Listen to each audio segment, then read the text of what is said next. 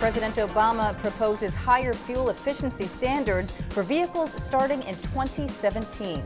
The geothermal industry could get a boost along with nuclear energy and other areas as the president gets ready to ask Congress for more funding. And Tesla and Toyota hook up to build electric cars, saving one auto plant marked for closure. From the Energy News Center in Washington, D.C., this is the Energy Report with Susan McGinnis. Good afternoon. I'm Susan McGinnis. Thanks for joining us for the Energy Report. First, it was cars and light trucks, and now it's the big rigs. In a Rose Garden ceremony today, President Obama ordered federal agencies to work up national mileage and emission standards for medium and heavy-duty trucks, similar to the standards rolled out a year ago for personal vehicles. With the Gulf spill underscoring to many the urgency of reducing dependence on fossil fuels, Obama said 20 years from now, he'd like to see vehicles running on half the fuel they do today, producing half the pollution. It'll reduce pollution, given that freight vehicles produce roughly 1/5 of the greenhouse gas emissions related to transportation. We estimate, for example, that we can increase fuel economy by as much as 25% in tractor trailers using technologies that already exist today. And just like the rule concerning cars, this standard will spur growth in the clean energy sector. The president also ordered federal agencies that have already brought out new standards for cars and light trucks for the 2012 to 2016 model years to start work on even stronger rules for 2017 and beyond.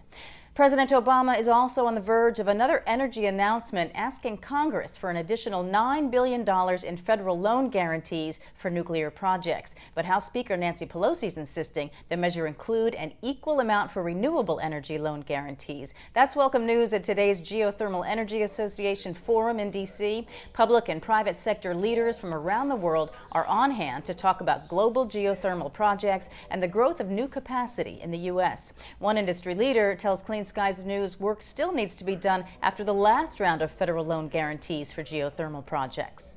When the White House and the Speaker start talking about loan guarantees, let me just say it's great for them to propose loan guarantees, and they did in the stimulus bill. They added the 1605 program for loan guarantees. People looked at that and they said, great, high-risk economic times, loan guarantees can help. We're still not seeing the loan guarantees come out of the Department of Energy, and there seems to be a battle going on between the Department of Energy and the Office of Management and Budget over implementing the program they passed last year. Let's get that program going.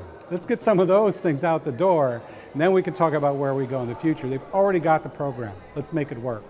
The Geothermal Energy Association says 188 geothermal projects are now underway in the U.S., and they'll have more than 7,000 megawatts of capacity once completed.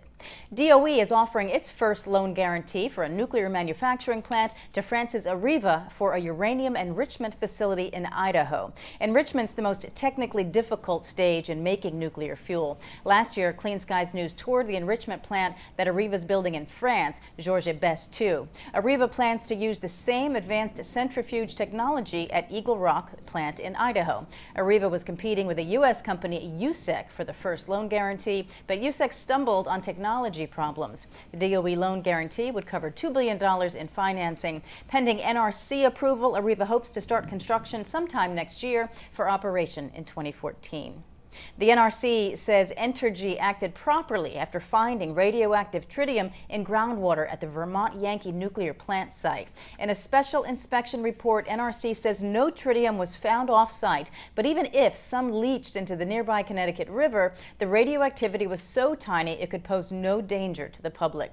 The regulator did say Entergy did not fulfill a voluntary commitment to adopt industry standards to prevent contamination, but the company did meet all legal requirements. When evidence of the leak was first found, Entergy initially denied there were pipes in the ground area at the 38-year-old plant. A public furor erupted over fears of drinking water contamination. Deteriorating pipes were eventually found, but Entergy lost local support and the Vermont Senate voted 26-4 against extending the plant's operating license beyond 2012.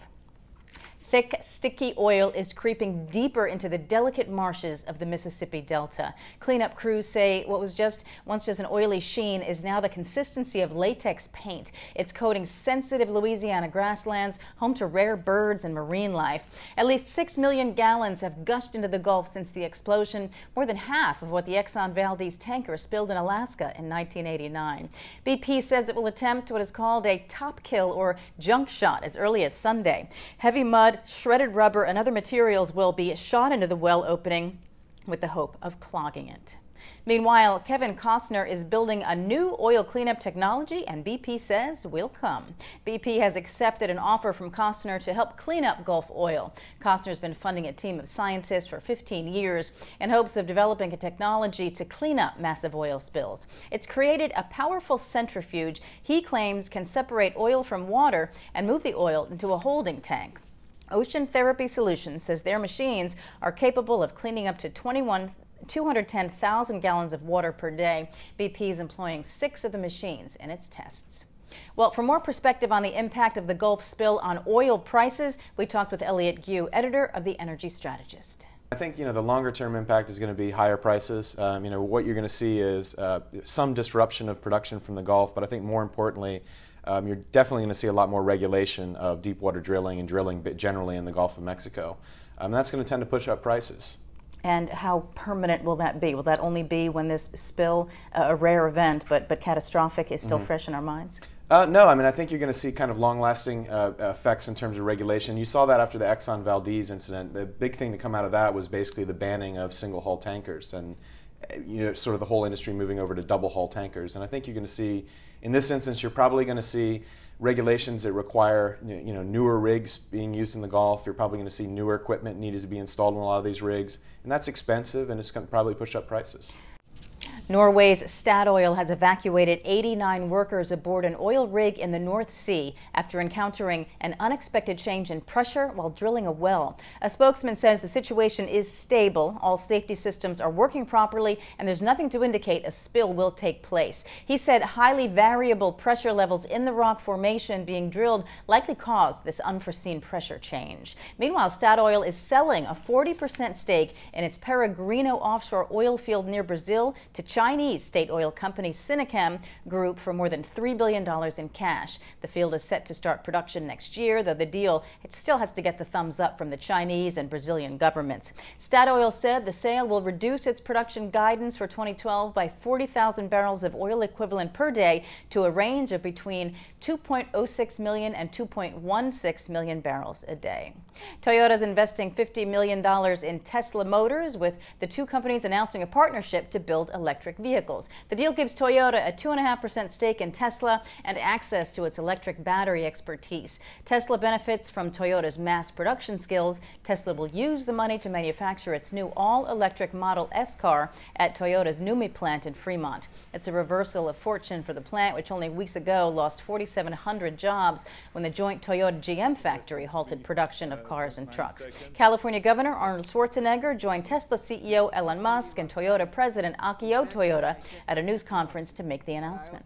Not only was I impressed by Tesla technology, but I also felt their energy, seeing that they made the vehicle in an extremely short time. Simply put, I felt the wind of the future. Well, the Tesla-Toyota partnership is expected to create 1,000 jobs. Well, here's what's happening on Monday around the Beltway. 12 noon, national and Pennsylvania-based environmental groups are having a conference call to talk about legal action against a coal-fired power plant in western Pennsylvania.